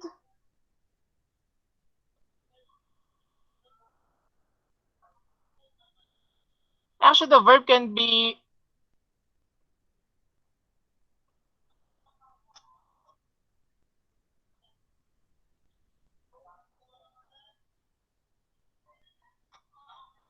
Mayor, Davao City Mayor Sara Duterte Carpio.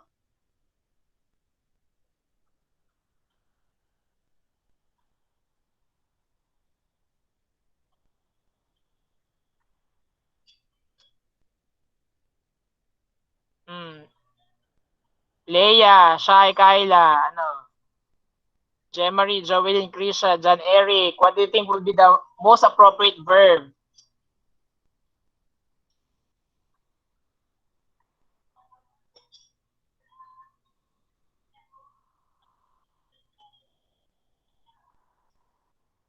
Actually, the verb can be found in her speech per se.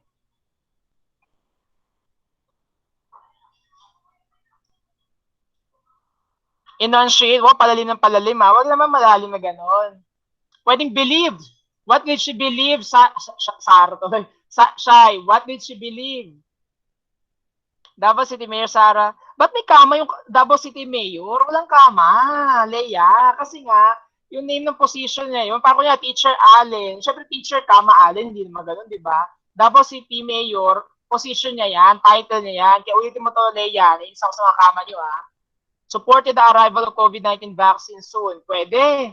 Di ba? Davao City Mayor Sara Duterte expressed her support to the arrival. Ba't may kama after ng Carpio? Ulitin mo to. Leia. Shai, what did she believe? She believed that the vaccine will arrive soon. Yun lang? So what, di ba? Parang, kasi try to understand her speech. Mag-arrive soon. So what? Ano bang, nun? Importance nun? Supported the arrival of vaccine. Parang sinamalabas sa so what na di ba? Ano ba yung pinaka-thought niya dito sa speech? What is her, what is the main idea of her speech? Who's raising her hand? Krisha.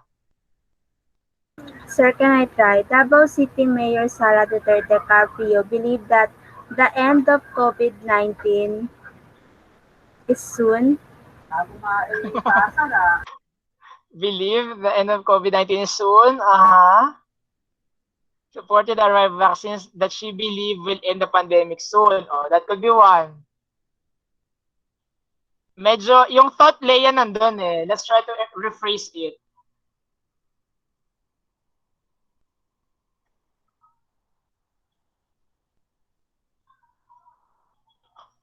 Sir, yaw ko na. Yan tayo eh. Sige. Dito kasi masusubok yung ano nyo eh, yung comprehension skills. Like what I've said, the verb can be found here in her speech.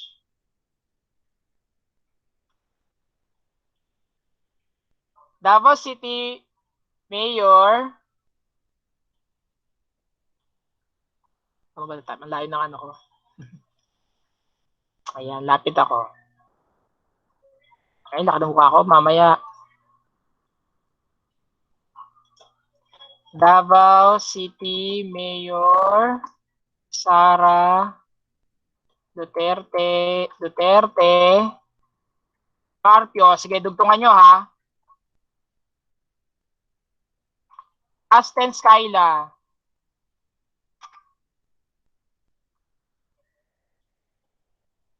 Hope the end of COVID-19 will soon be solved, for we are waiting. Don't use the word we. You always third person of verb. Believe that the end of COVID-19. Aha. Davao City Mayor Sara Duterte. Ay, galit, Kyla. Hindi, sir. Wait. Nandun na yung thought ninyo eh. Medyo ano lang.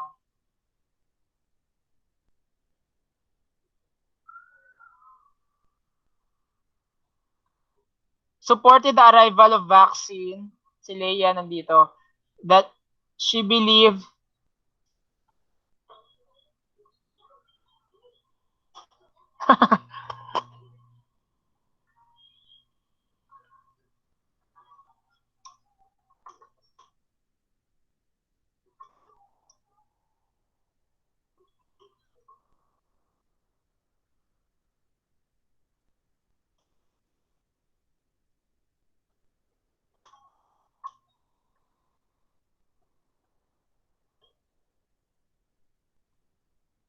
Sige, na-type ko na yung ano. Believe that the end of COVID-19 will soon be solved due to the arrival of vaccines. Oh, very good, Kyla. Nandun yung thought. Nandun. O, pang news writer ka pala, Kyla. Davao City Mayor believe that the COVID-19 will end soon as they are finally waiting for the vaccines to arrive. Yun. Nandun na yung thought. Very good. So, see? O, kaya nyo naman pala eh. Pwede na kayo maging ano, coach ng news writing, Kyla Shai. Kasi Leia. Yung iba, ayaw magsulat. Sige, bahala kayo. Sige. Other answers would be, may susunod pa yata tayo after nito. Sir Venus pa pala, meron pa ba yan? Sir, pang feature po ako. Okay. Alright, ito pwede. Davao City Mayor Sara Duterte hopes the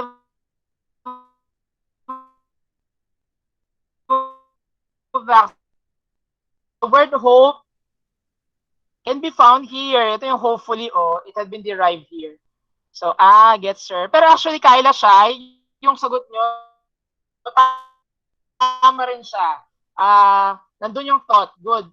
Very good. Yung believe, tama rin naman yung verb na ginamit yung believe. Believe kasi yung paniniwala niya. So, very good. Wordy lang sa amin, sir. Yeah, medyo wordy, pero nandun pa rin yung thought. And that's a very good thing. Basta hindi kayo lalampas sa 28 words. So, yun. Speech story, ha? At ito yung mga verbs na pwede nyo gamitin sa speech story. Ganun ang pattern natin sa speech story, active voice lang siya. Di ba ang dali lang speech story? Parang sa akin, parang sinadalian pa ako dito eh. So, kapag when a person or a particular person spoke in front of an audience, of course, there are lots of topics that you could derive. Kaya nga every time that Duterte or President Duterte would have his talk to the nation every Monday, there are lots of topics that can be derived from his speech. Lastly, the survey news, children. Hindi pa magbabago yung screen. Nakikita nyo ba sa screen? Babago. Ayun. Survey news. What do you mean by survey news, children? Survey news, of course, came from survey. And I know you're very much familiar about survey news since you are a researcher. You love doing researches, no? You love writing researches. So, yun yung survey. Pero how do we write a survey news? In writing a survey news, of course, we have the lead and the body. What is the composition of lead? You start with the result of the survey. Nandyan yung bilang ng tao, yung respondents, tapos yung verb. Ganon. Tapos yung what. Gets nyo? Parang ito, result ng survey, 7 out of 10 Kaypianians oppose the no homework. Maghuhuli ka dun ha, Kevin and A. Pwede namang 7 out of 10 Kaypianians oppose the no homework policy. It will just tolerate the students' laziness. Period. The next paragraph, based on the survey conducted by the Great Armor, ganon, comma, 47 out of 60 students who were against the said policy believe that prohibiting assignments will just make students lazy and doing. Nandun explanation ng result. Guess nyo? Ganun tayo magsulat ng survey news. Nandyan yung result sa first paragraph. Think of the verb that would sum up everything. Sometimes, di ba sa survey, yes or no lang naman yan. Pabor o hindi pabor. O di syempre, you have to think of some verbs related with favor, in favor, disfavor. Yun ang mga common words natin. You know that, children? O, ganon. Kaya sa inyong news page, there should be at least one survey news. Paragraph. Yung second paragraph, explanation siya, further explanation ng lead. Paano yung further explanation? Sasabihin mo dyan kung ilan na respondents mo, kung ilan na nagsabi ng yes, at yung why. Gets nyo? Take note ha. Sa succeeding paragraph, doon niya yung kukunin yung statement, indirect statement ng pabor o di pabor.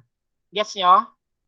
Yung majority, based on the survey, majority opposed the no homework policy. So mag-start ka sa pahayag, indirect statement ng hindi pabor. Tapos susunod, tignan nyo, may transitional device tayong ginamit, yung according to, meanwhile, yan. Yung susunod naman, you have to explain or tell how many are in favor. Yung minority naman. Guess nyo, ganun sa survey. Magsimula ka sa majority, tapos sa minority na, tapos ipahayag ng minority. Ganun mga bata. That's how we do it. Now, kapag school news naman kayo, syempre, yung last paragraph natin, you have to get the side of the administration. Anong masasabi niyo sa survey na ito? Gets nyo? You may also say, according to Professor Estrella O. Simon, President of FCPC President, the school will conduct further improvement on this and that and those. Ganun tayo sa survey news. Maliwanag. At saka pinakamadaling gawin survey news kasi dahil nga sa pattern na ito. Yes nyo? Actually, comprehension skills sir masusubok dito. Bakit? Kasi sa survey news, ganito lang lumalabas siya. Ganito lang. Naka-table lang siya, tapos puro numbers lang siya. At kapag magaling ka news writer, kaya mong mag-analyze ng contents ng table o ng graph. O, sige nga, try natin to. O kahit lead lang. Survey news about sa performance rating ng mga top officials ng government. Of course, we have the President, the Vice President, Senate President, Speaker of the House, and the Chief Justice. O, see? Anong analysis natin dito mga bata? Disapproval. Anong analysis natin? Actually, yung analysis nyo, yun yung result niyo eh. So what do you think would be the result of this survey, children? Sige nga.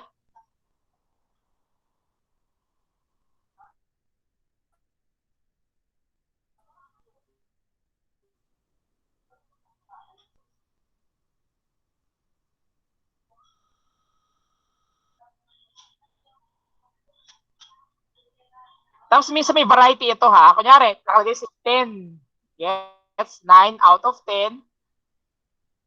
Or more Filipinos, blank, ganyan. In short, trust rating siya. Trust rating. So, ano pwede nating lead dito? Ano pwede nating angulo dyan? Pwede nating, may dalawang angulo na pwede nating gamitin dyan. Ano yung unang angulo? Sino yung nag-top o yung may pinakamataas na approval rating? Diba? Ikalawa, pwedeng yung pulso ng mga Pilipino pagdating doon. Shy, 91 out of 100. Hindi percent yan, hindi respondents. Kasi ang survey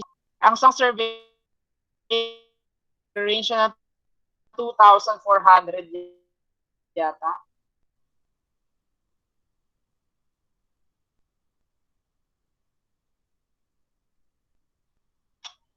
Oo, more than 2,400 rating. Again, dalawang angulo yan. Pwedeng una, sino pinakamataas na nakuha ang approval rating? Choppy po kasi okay lang siya. Una, sinong may pinakamataas na approval rating. Ikalawa, kung ano yung pulso na nakararaming Pilipino dun sa rating na yun. Ay, hello, Choppy ba? Sorry. Kaya nga feeling ko yung internet eh. Hello. There. Sige. Let me type. Choose between Sir, excuse me, sir. Po. Sir, what's the context Kayla? of the first column, sir? Yung labeled na aware, sir. Ano yung context nun, sir? Yung aware, how many percent of the Filipinos know that person? Yes? Okay, sir. That means 100% of the respondents know Duterte. 100% kilala si Robredo, kilala si Soto, kilala si Alan Peter Riquelme. Pero si Diosdado Peralta, only 68% lang yata nakakilala sa kanya.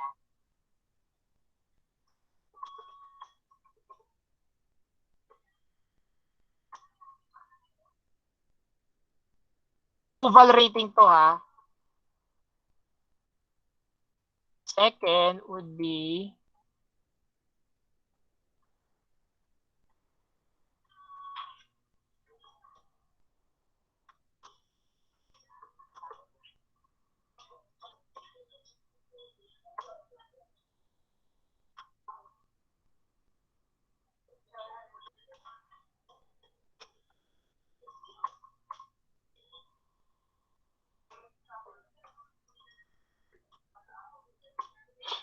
I posted in our chat pane the two angles. News angle. First, who got the highest approval rating. So yun yung magiging result ninyo.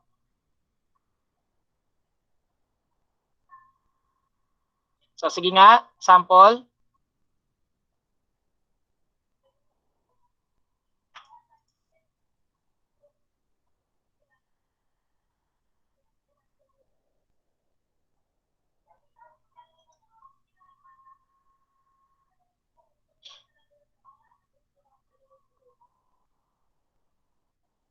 Remember ha, satisfaction rating siya or approval rating. So yung mga verbs natin na pwede gamitin, satisfied, approved, his performance. So yung mga ganon. Believe that he performed well. Yung mga ganon ba? Si children, those are simple words that you may use in writing survey news. Sige nga, sample. Shai, Kayla, Krisha, Leia, Ira. O Ira, dito ka pala. O Ira, Lyra, Mary Joy, sample, Micaela, Ranel.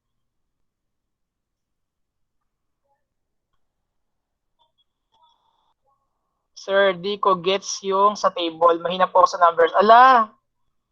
You know, children, one skill that you have to teach to your students would be how to analyze tables and graphs. How to analyze tables and graphs. How would you teach them those things? By the way, even though we are English teachers, we still need to teach numeracy to our students. Kapag may number po, hindi pwede yan, Ranel. We have to teach numeracy and literacy to our students, even though we are all language teachers. O, analysis of a table. Sige nga, bigay ko na yung actual news article. O, ito. Ito yung actual survey news niya. Ito yung news dun sa mismong lumabas. 91% of Filipinos surveyed were satisfied with the performance of President Rodrigo Duterte 8 months into the country's COVID-19 crisis that has disrupted the lives and livelihood of millions of Filipinos, an independent pollsters had found. Actually, children, the news is very simple. 91% satisfied with the president's performance. Pero itong news article na to from CNN ko yata siya nakuha, medyo intriguing siya, no? Medyo it promotes doubt.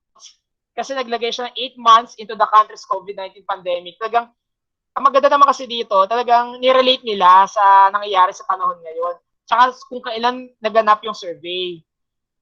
Guess nyo? Pero naglagay siya ng negative dito na parang sinasabi niya, 91% yung satisfied kahit naghihirap na yung buhay ng mga Pilipino. Parang gano'n ang sinasabi mong confusing and misleading article. Correct, Kyla? At may gustong ipaglaban itong article na to.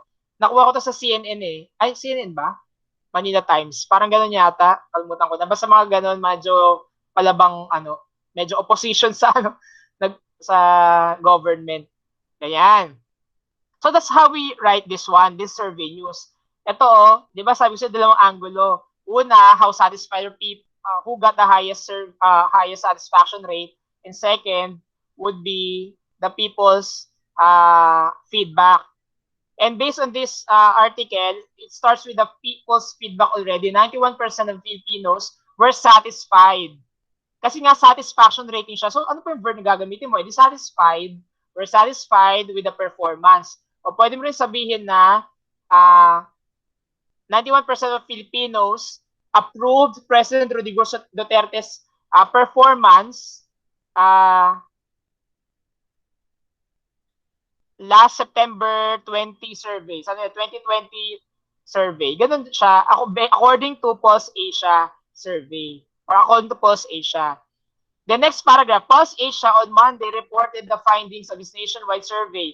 Dito sa second paragraph, as you can see, children, it mentioned already the survey company. Also, it mentioned when did it happen and the number of people, 1,200 lang pala, nationwide. And then, as you can see, children, there's an explanation of other facts about the survey. Explanation ng comparison ng survey, ng satisfaction rating yung December 2019 sa parehas na araw o buwan kung saan naganap yung survey. And then the succeeding paragraph, it mentioned already Vice President Lenny Robredo, Senate President Tito Soto, then Speaker Alan Cayetano, then we have Diosdado Peralta. So that's how we do the survey news kapag sa mga public officials or satisfaction rating. Yes, yung mga bata. Pero pag school rating lang, pwede nyo gamitin yung yes or no lang, pabor o di pabor. 22% as the highest disapproval rate was given to one of the top officials. But hindi, Kyla. Remember, kapag sikat yung tao, kilala yung tao, hindi kayo gagamit ng blind lead. Kasi gumamit ka ng 5 national officials eh.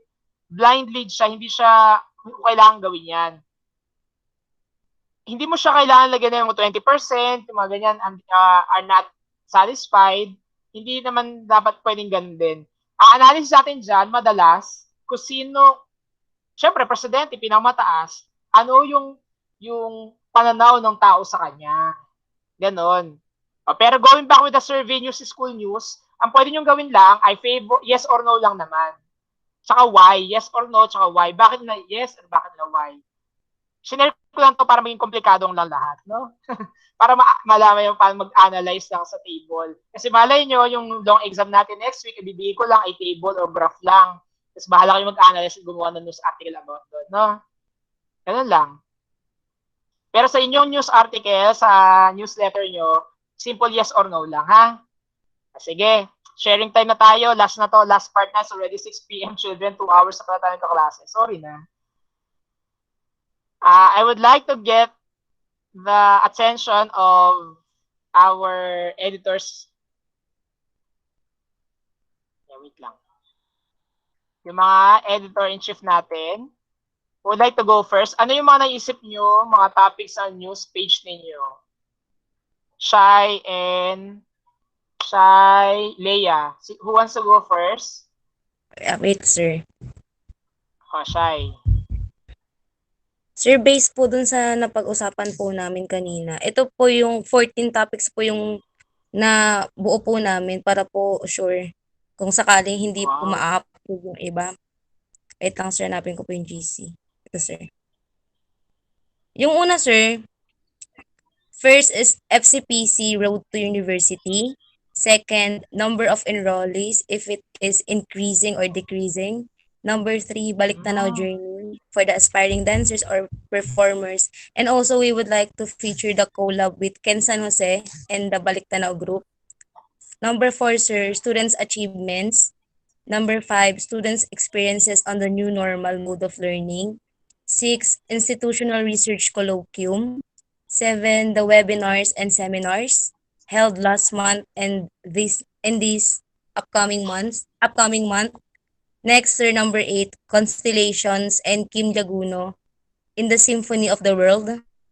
Number 9, the 36th Foundation Day of FCPC that will be held this coming March, I think. Number 10, sir, outreach program of SSC at Marikina City. Number 11, physician licensure examination passers, alumna of FCPC. Number 12, sir, criminology scholars of Philippine Air Force, or the FCPC criminology student scholars of Philippine Air Force rather. Number 13, Pink Day, the anti-bullying campaign. And lastly, sir, FCPC's response towards COVID-19. Ang ganda. Ang ganda ng mga topics niya, Shai. Pwede na kayo Thank you, makagawa sir. siya ng isang buong newsletter. But here's the thing, Shai. You have 14 topics and I believe some topics are very common na. Meaning say, it happened yearly na. So here's what you're going to do in choosing your banner news. Choose muna kayo isang topic sa banner news. First, which is the most important topic? Gets? Pag napili niyo yung most important topic, yung mga natirang news, paano nyo siya sasalain? Gusto niyo ba lumampas na kayo sa 2 pages na lang na news page? Gusto niyo? Hindi na ako mag-i-impose ng limit ng page number ng news article. Gusto niyo? Kasi pag-usapan nyo lang yan, ha? Sige. Next, paano nyo pipiliin yung mga ibang news article nyo, Shai? Una, timeliness. Kapag nahugot nyo na yung banner news nyo doon, itabi nyo yung pang-banner news nyo. Yung mga natirang topic, piliin nyo mga timeliness, yung mga nangyari na latest. Sunod, yung mga international, yung mga national, yung mga school pride. Pero yung mga nangyari taon-taon, like the Pink Day, na alam na ng mga tao, wag na. Pwede rin ilagay yung mga tao, yung mga scholars na criminology na banggit mo. Pero yung sa physician, pwede sana siya, kaso kilala nyo ba yung tao? Pwede kayo siya ma-interview. Can you interview the physician passer or physician licensure exam passer, Shai? Yes or no? Sir, possible naman. Kung ano lang, sir, kung meron talaga kaming connection sa kanila, kung may malapit kaming pagkukuha na ng sources. Kung Para wala, huwag makausap na sila. ilagay. Apo, Yes? sir. Kasi una sa lahat, yung physician passer na yon, hindi siya graduate ng college, I suppose. Graduate lang siya sa basic education yata ng FCPC. Tama? Si Colleen Barbacena ba yun? Kumutan ko na. Basta Colleen yata pangalan nun.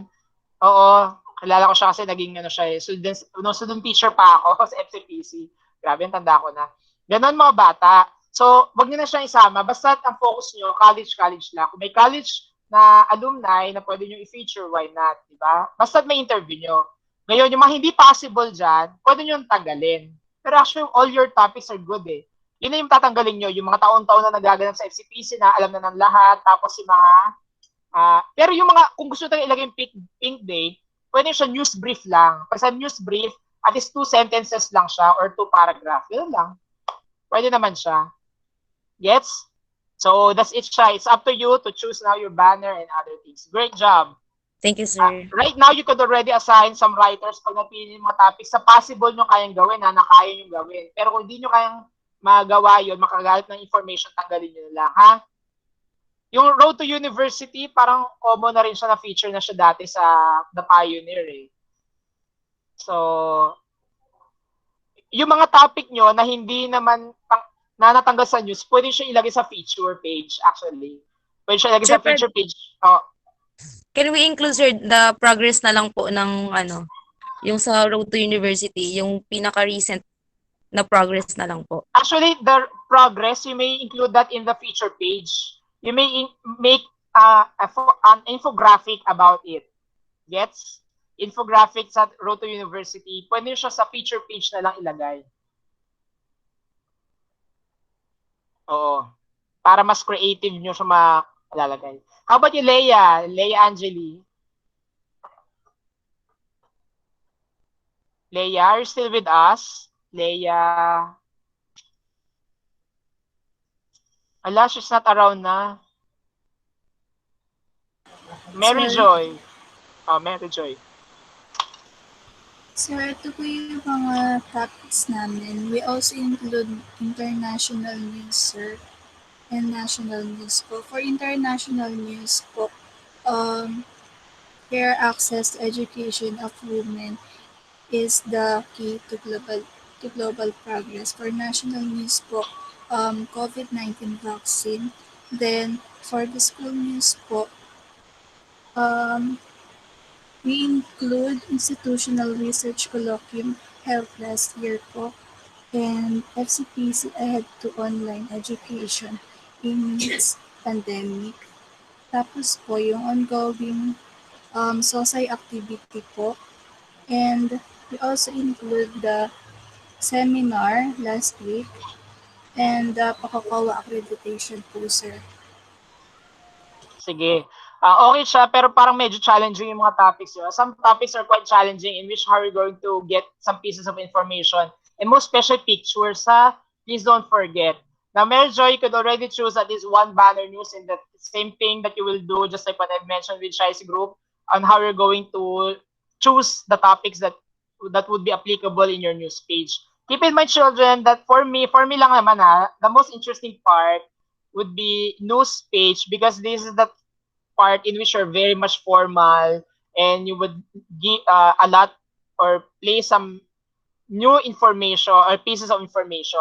Another thing pala, you don't have to write long news articles. The longest should be at least 8 to 10 sentences lang, 8 to 10 paragraphs. That's the longest already. But the rest, 3 to 6 paragraphs will do or 3 to 6 sentences. Gets? So that's a pattern, one sentence paragraph tayo sa news. So isang sentence, isang paragraph lang tayo ang gagawin natin. The lead should only have at least 28 words. And then, if you want to add some novelty lead, so be it. As long as it would be more interesting. Is that clear? So with that, I hope you learned something. I will just be asking you to do one activity today, and that is to write a news article based on the following. You will just write one police story, accident story, and one speech story that I will give na ito. This will serve as your output for today. That you may do or you may finish within the week, Within the week naman siya. You don't have, but if I were you, I will do it now para sa fresh pa yung mga nasa isip ko. Kahit masal ba ulo nyo? Raise your hand if sumakit ang ulo ninyo. Please raise hand. Only Ranel, Kyla, Krisha. How about the rest? Sino mga sumakit ang ulo? Sino mga ayaw na magsulat? Because of the numbers. My God, We do have lots of words a while ago and yet the numbers would be your problem. So like what I've said back when you were in technical writing, the reason why your head ache is because your head is aching is because there are lots of pieces of information or knowledge that are instilled in your minds. And I hope it would be used for you to create. I'm not good in writing. No, Ranel. Journalistic writing is very easy. You're good in writing as long as you know the format. And I gave you the format already, no? So this format is very common to all. So if you don't have any more questions, children, are you sure you don't have any more questions? Mami, minumura nyo na ako sa mga GC ninyo. No. No, totoo, Kyla, no? Grabe ka, sir. Sabi mo, pagwakan si sir, sumusobra ka na eh. No, ay, record pa pala. Alright, I will stop the recording.